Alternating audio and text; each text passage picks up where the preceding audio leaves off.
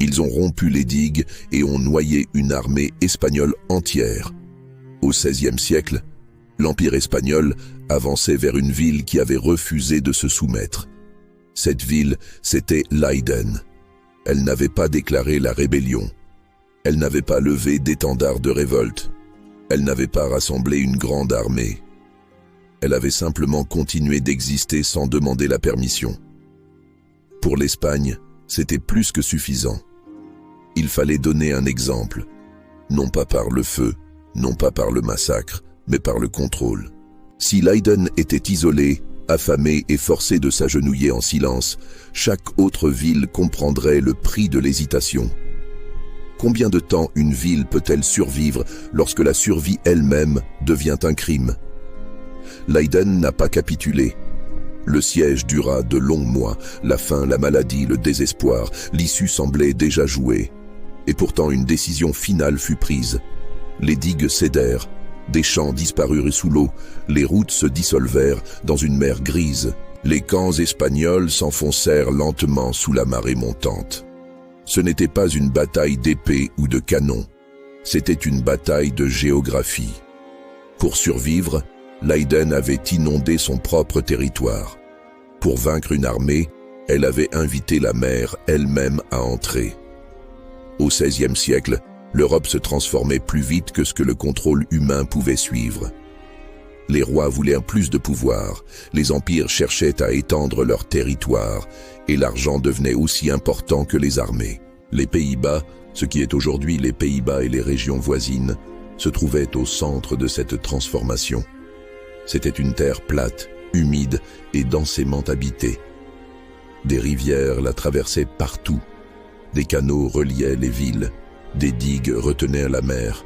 Le commerce florissait sans cesse et avec lui, la richesse. Leyden était l'une de ces villes. Ce n'était pas une ville de chevaliers ou de châteaux, c'était une ville d'ouvriers. La plupart des habitants de Leyden travaillaient dans la production textile. La laine circulait, les tissus s'échangeaient. Des navires accostaient chaque jour. Des chariots franchissaient les portes sans s'arrêter. La ville existait parce que tout continuait de bouger. Cela rendait Leyden prospère, et cela la rendait aussi vulnérable.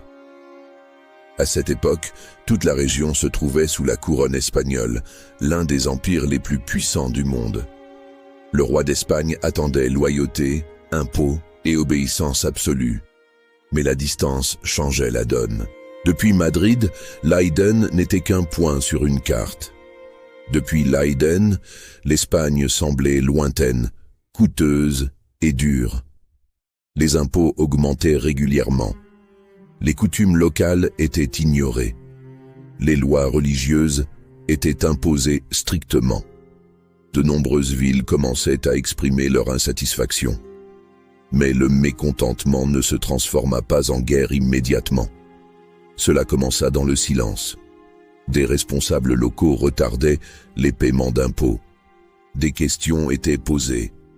Des gens refusaient de changer leur façon de croire et de pratiquer leur culte. L'Espagne n'y voyait pas un débat. Elle y voyait la rébellion. Et pour les empires, la rébellion ne se négocie pas. Elle s'anéantit. Le conflit fut progressivement connu sous le nom de révolte des Pays-Bas. Ce n'était pas une simple bataille, mais une série de choix effectués ville par ville. Certaines se rendirent rapidement. D'autres tentèrent de rester neutres.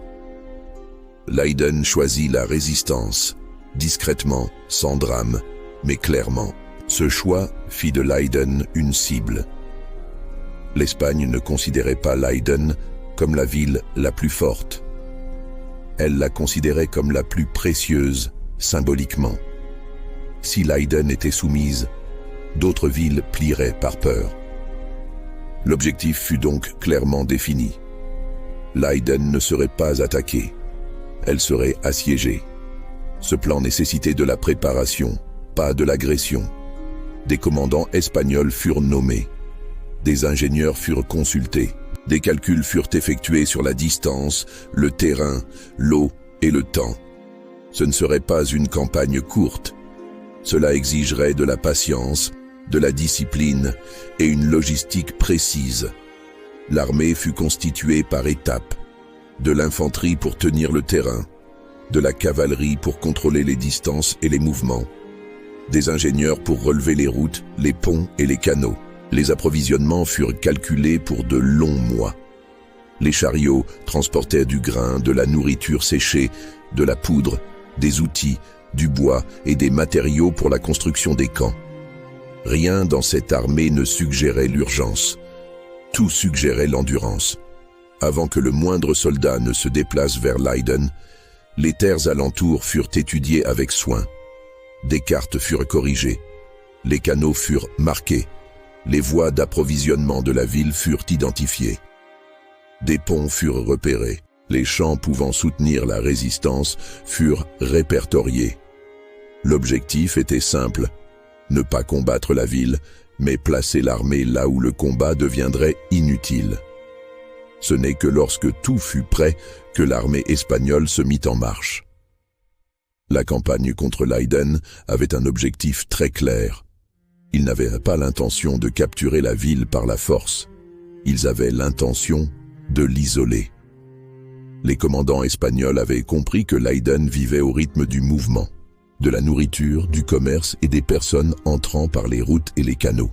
Si ces connexions étaient coupées, la ville s'affaiblirait d'elle-même. C'était la stratégie. En contrôlant la campagne environnante, les routes, les ponts et les voies navigables, l'Espagne encerclerait Leiden et laisserait le temps faire le reste. Aucune attaque n'était nécessaire. La pression remplacerait la violence.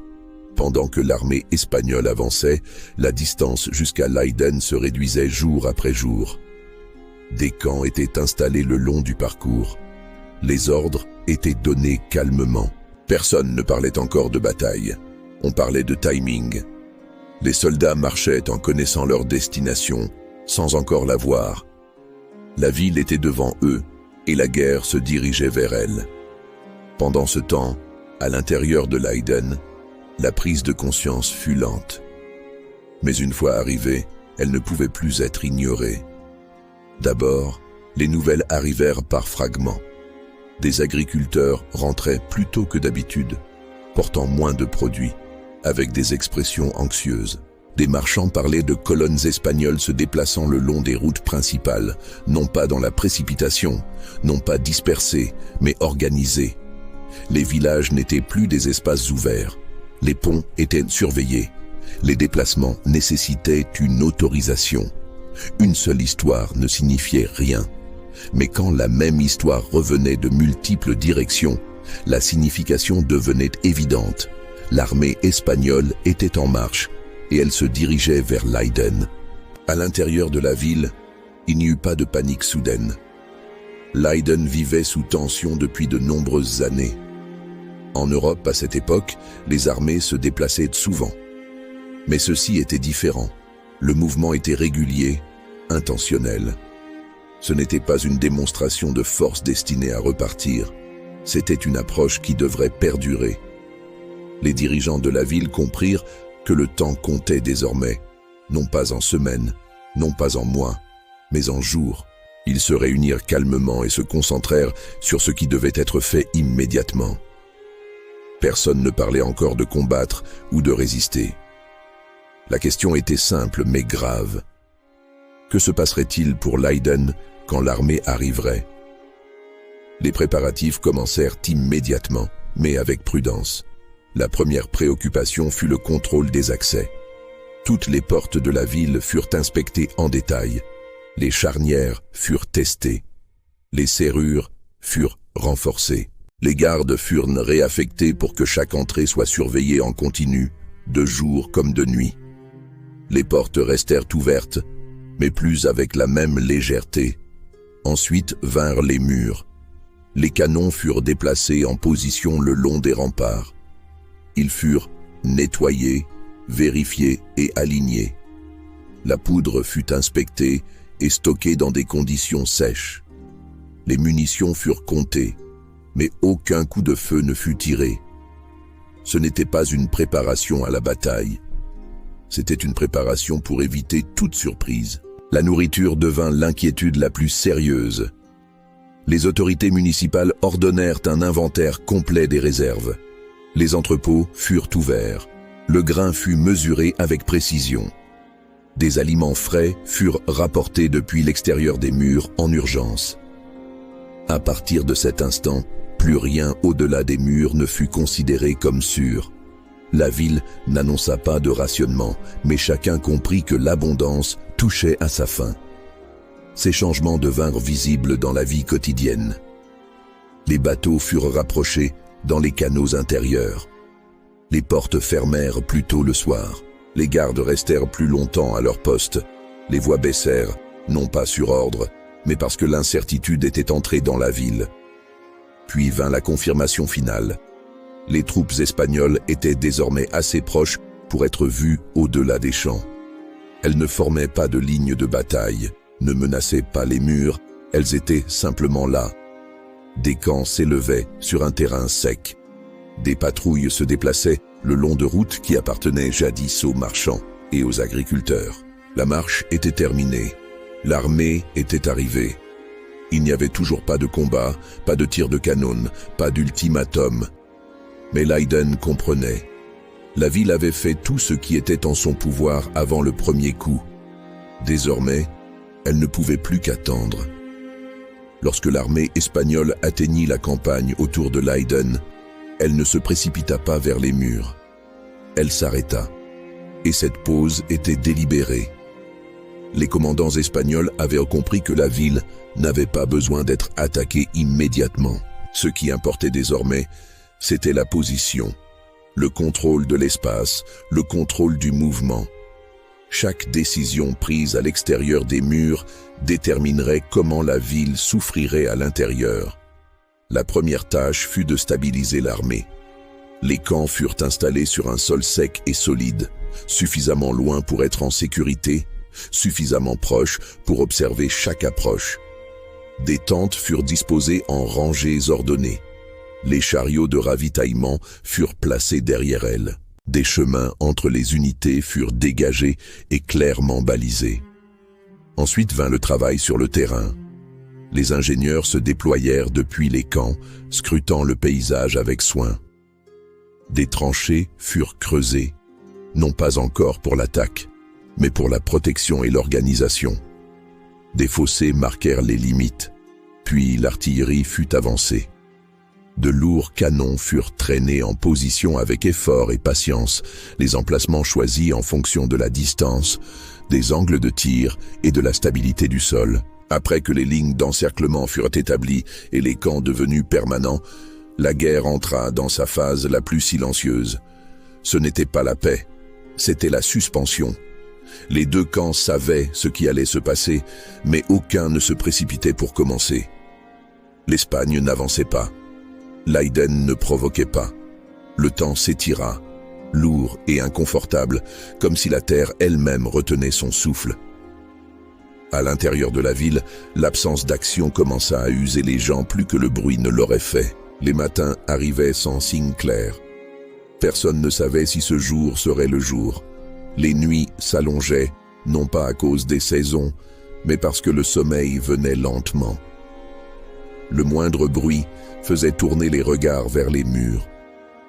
La vie continuait mais sans liberté. Les marchés ouvraient avec moins de marchandises. Les conversations se faisaient plus discrètes. Les parents gardaient leurs enfants près d'eux. La ville vivait encore, mais elle commençait à se refermer sur elle-même, à conserver ses forces, à économiser ses émotions. Les défenseurs ressentèrent la pression de manière particulièrement nette. Les relèves de garde duraient plus longtemps.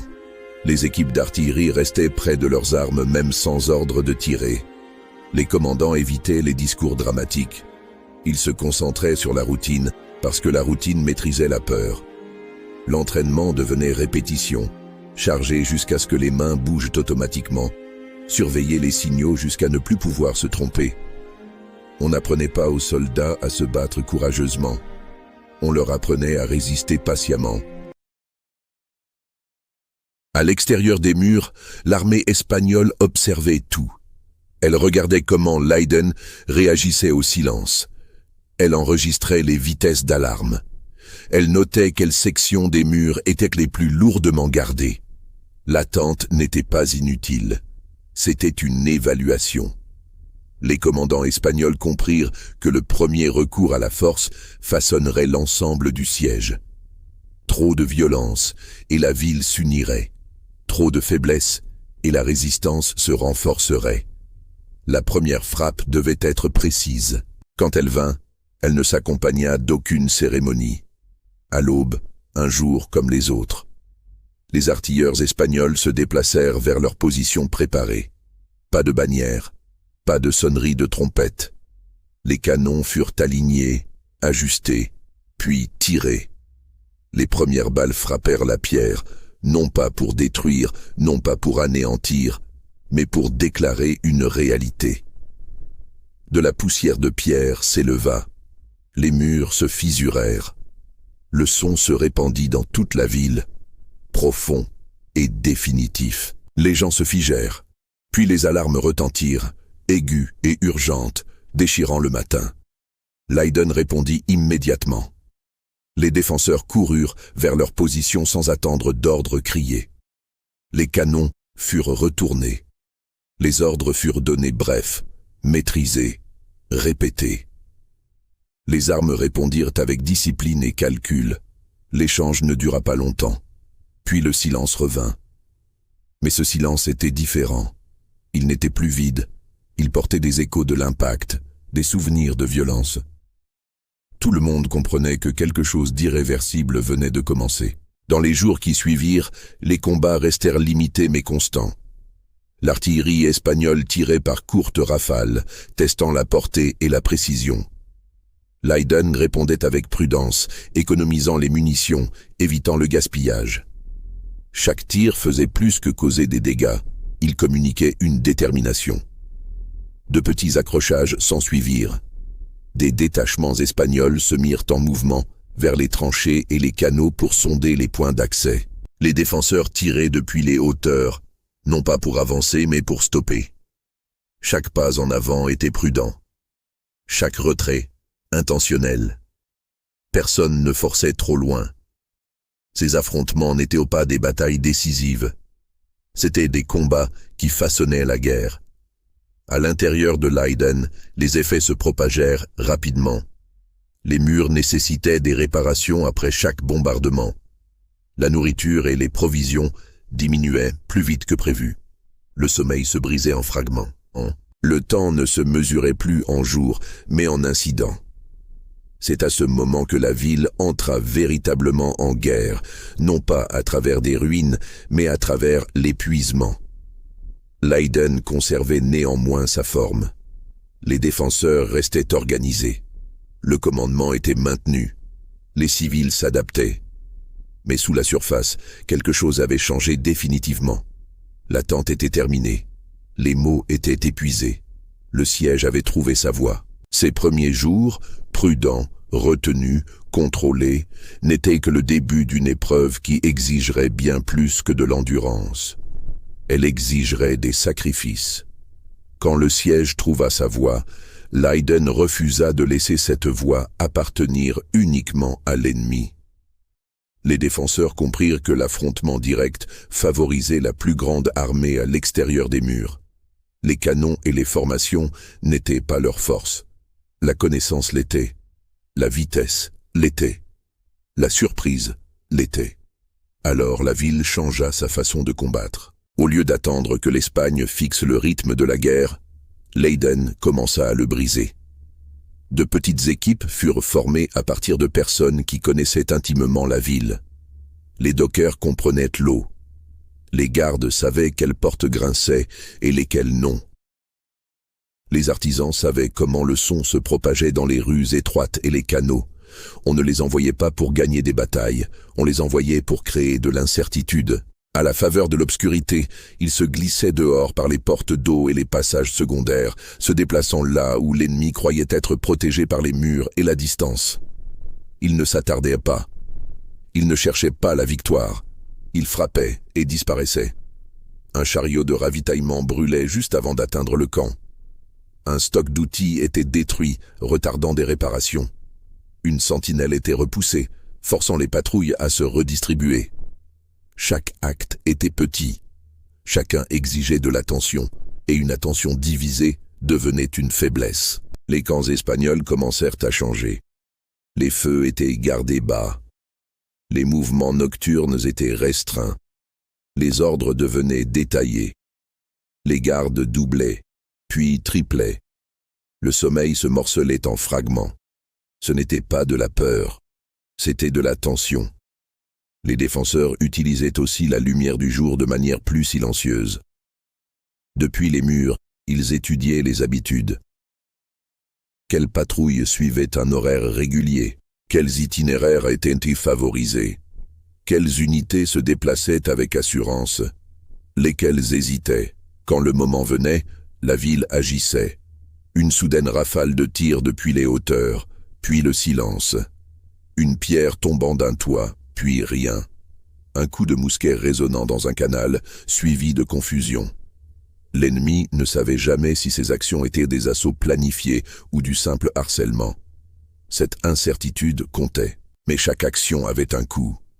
Ceux qui franchissaient les murs pourraient ne jamais revenir. Ceux qui revenaient blessés, épuisés, changés. Les munitions dépensées ne pouvaient pas être récupérées. À l'intérieur de Leiden, les conséquences étaient personnelles. Des blessés étaient allongés dans les maisons. Les morts étaient enterrés par leurs voisins. Chaque perte avait un nom. Pourtant, la ville persista. Parce que ne rien faire était pire. L'Espagne s'adapta.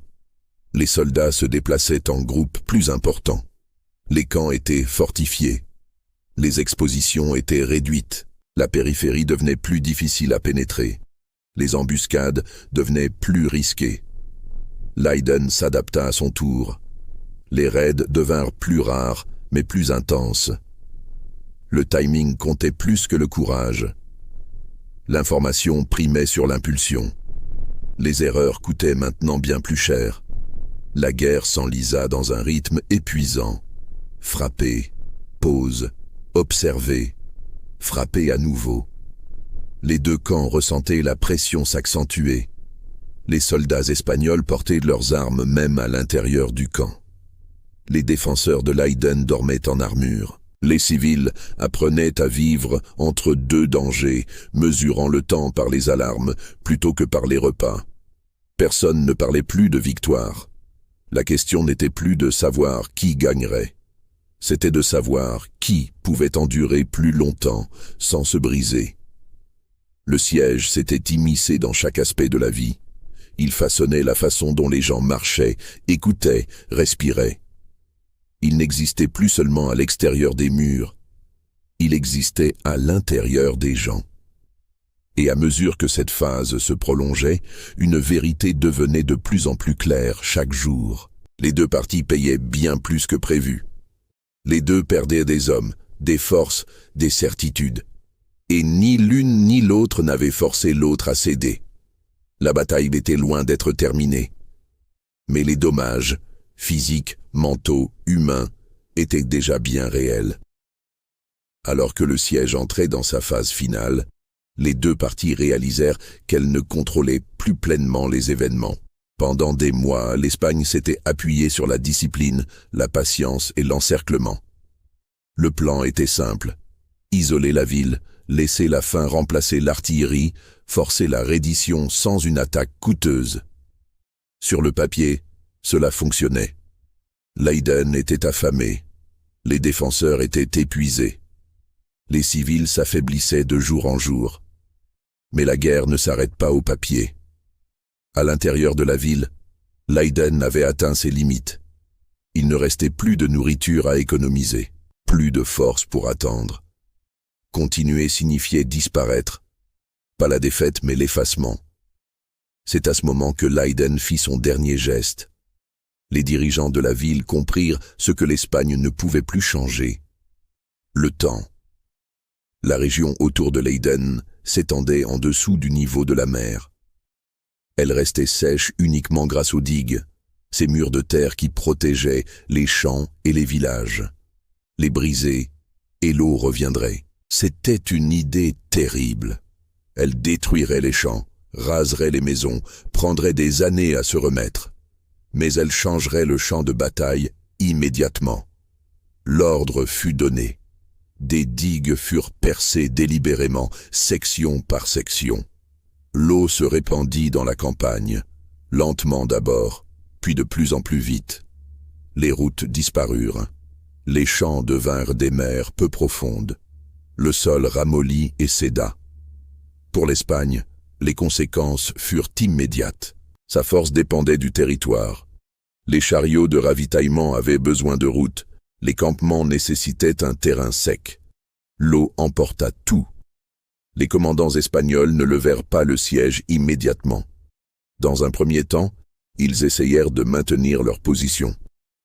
Les camps furent renforcés.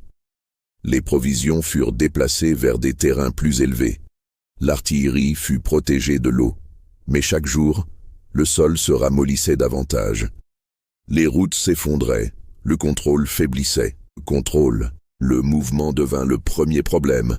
Les chariots s'enfonçaient dans la boue, les chevaux peinaient, les bœufs s'effondraient. Les routes ne reliaient plus les camps. Elles avaient disparu sous l'eau.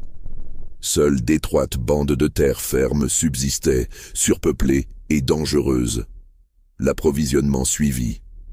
L'arrivée de nourriture ralentit, puis cessa. L'eau propre devint peu fiable. Des soldats tombèrent malades. Les camps devinrent humides et froids. Les feux s'éteignirent. Le moral se dégrada discrètement dans l'épuisement. Les commandants durent se rendre à l'évidence. Ils pouvaient encore se battre, mais ils ne pouvaient plus rester. Le retrait fut ordonné, non pas à cause d'une défaite au combat, mais parce que le champ de bataille lui-même s'était retourné contre eux. La retraite fut planifiée avec soin. Les unités se retirèrent par étapes. Les positions extérieures furent abandonnées en premier. Les tranchées furent comblées quand c'était possible. Les structures furent détruites si elles ne pouvaient être emportées. L'artillerie représenta le plus grand défi. Des canons furent emportés au prix d'un effort immense. D'autres, trop lourds, furent cloués ou endommagés au point d'être inutilisables. Les réserves de poudre furent réduites ou détruites. La discipline fut appliquée strictement sur tout le terrain. Des arrière-gardes protégèrent le mouvement. Les formations furent maintenues. Les blessés furent transportés. Personne ne déserta. L'armée s'éloigna lentement le long des derniers chemins secs restants. Ce n'était pas un effondrement. C'était une nécessité. Depuis les murs de Leiden, les défenseurs regardèrent les étendards espagnols battre en retraite. Les camps se vidèrent. Les feux s'éteignirent. La pression se relâcha. Il n'y eut pas de bataille finale. Pas de dernière charge. Le siège se termina par la distance, et non par la violence. Leiden ne donna pas la chasse. La survie primait sur la vengeance. Et c'est seulement alors que le sens de cette survie commença à s'installer. Leiden n'avait pas gagné par la force, ni par le nombre. Elle avait gagné en comprenant son territoire et en acceptant de le sacrifier. Le siège se termina dans le silence et le soulagement. La ville était encore debout, et cela suffisait. Quand les eaux se retirèrent et que la guerre se déporta ailleurs, Leiden n'avait pas l'air victorieuse. Elle semblait blessée. Les champs étaient détruits, des maisons étaient endommagées. La population était amaigrie, fatiguée, silencieuse. Mais la ville était libre, et c'est ce qui comptait le plus. La survie de Leiden devint une preuve. La discipline pouvait résister au pouvoir. La préparation pouvait surpasser les chiffres. Et parfois, la terre elle-même pouvait devenir une arme. Cette victoire ne mit pas fin à la révolte néerlandaise, mais elle en changea la direction. D'autres villes apprirent que la reddition n'était pas la seule issue possible face à un siège. Leiden fut récompensé d'une manière inhabituelle. Non pas avec de l'or, non pas avec des monuments, mais avec la connaissance. En reconnaissance de son endurance, Leiden se vit accorder une université, un lieu d'apprentissage de sciences et d'idées, un rappel que la survie n'était pas le but ultime. Construire quelque chose ensuite l'était aussi. Des siècles passèrent, les murs changèrent, l'eau fut de nouveau maîtrisée. Mais la leçon, elle, demeura. Leiden n'avait pas gagné en étant la plus forte. Elle avait gagné en sachant ce qu'elle était prête à perdre et en tenant bon. Et c'est ce genre de victoire qui dure.